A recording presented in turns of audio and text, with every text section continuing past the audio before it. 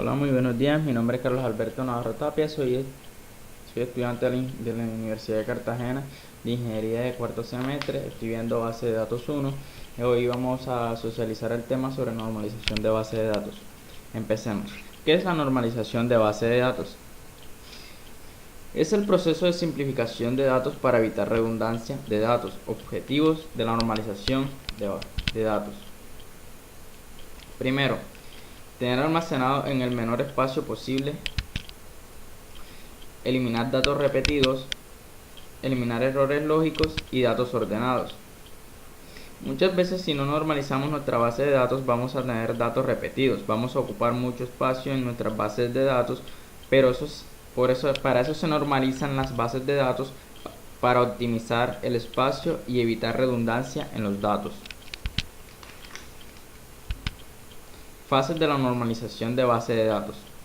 Existen diferentes tipos de fases o niveles de normalización de base de datos. Por ejemplo, la primera forma normal, la segunda forma normal, la tercera forma normal, la forma normal de voice code, la cuarta forma normal y la quinta forma normal.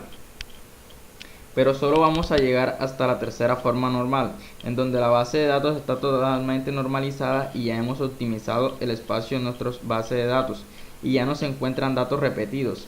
Algo muy importante en cuanto estemos normalizando nuestras bases de datos es que la simplificación debe darse sin que haya pérdida de información. Este es un pequeño ejemplo donde tenemos nuestra base de datos. Esta es una base de datos donde tenemos los datos de un alumno, la materia y la carrera que cursa. Tenemos los datos personales del alumno como son nombre, dirección, teléfono, igualmente materia, número de materia y la carrera.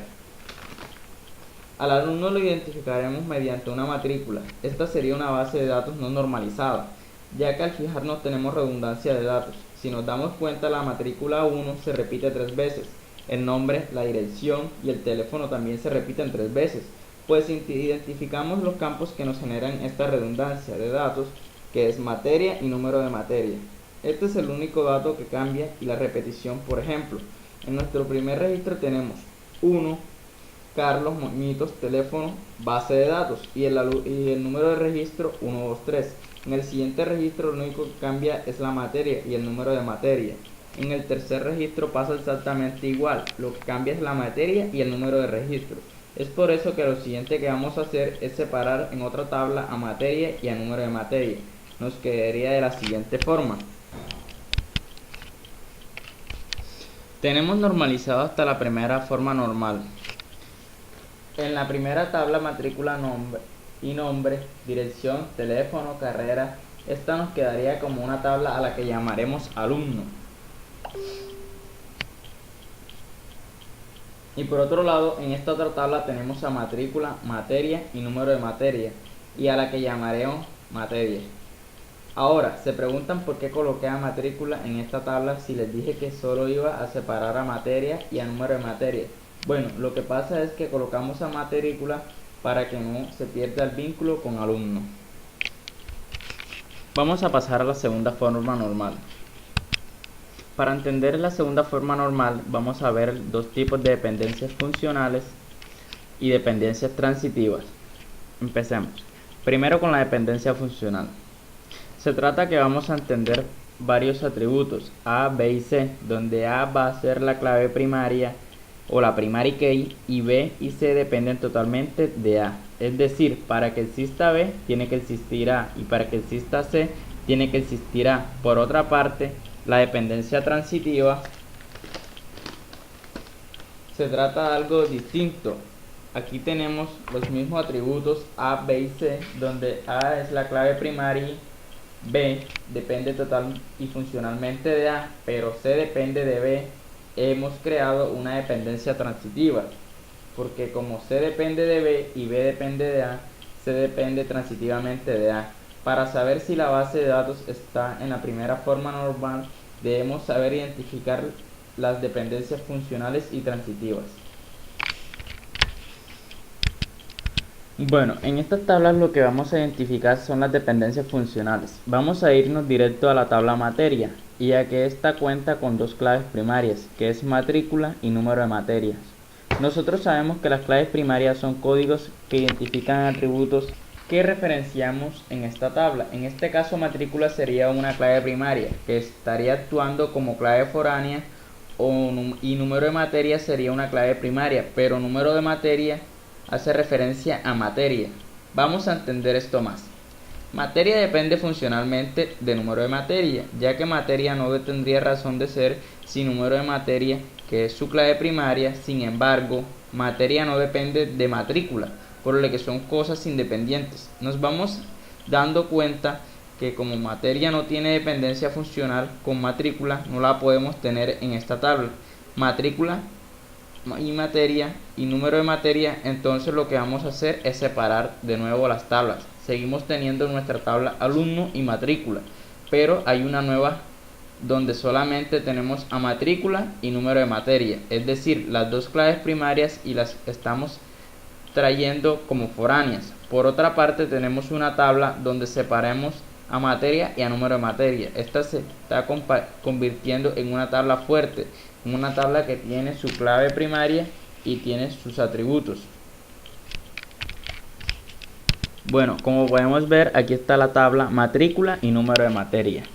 Sabemos que la clave primaria es número de materia y el atributo es matrícula. Esta tabla va a ser una tabla intermedia, por lo que tiene claves foráneas de las claves que estamos uniendo. Hasta el momento ya hemos normalizado nuestra base de datos hasta la segunda forma. Bueno, para continuar analizando nuestra base de datos y para poder normalizarla en la tercera forma normal, sin embargo, hay un pequeño detalle en alumno.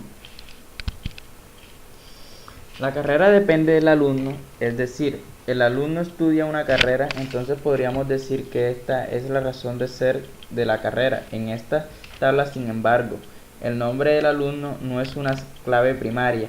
Recordemos que las dependencias funcionales y transitivas deben darse sobre claves primarias. Siempre debe haber atributos que dependan sobre claves primarias únicamente. Entonces el alumno, la clave primaria es matrícula. Entonces tenemos una dependencia transitiva entre carrera y matrícula. Lo que tenemos que hacer ahora es sacar carrera de esta tabla y ponerla en otra tabla de la siguiente forma.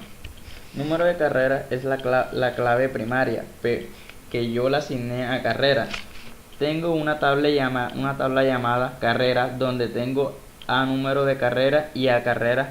Con esto estamos evitando redundancia y estamos optimizando espacio de almacenamiento. Por ejemplo, imaginemos que tenemos 1000 estudiantes, entonces serían 1000 registros en nuestra base de datos. Si nosotros dejáramos carrera en nuestra tabla alumno, tendríamos ingeniería de software, sistemas, ingeniería de software, y esto se repetiría muchas veces y tendríamos muchas carreras repetidas. En cuanto a espacio, estamos optimizando poniendo una clave de tipo entero que teniendo una cadena de caracteres que a lo mejor va a ser un varchar de 20 o 25.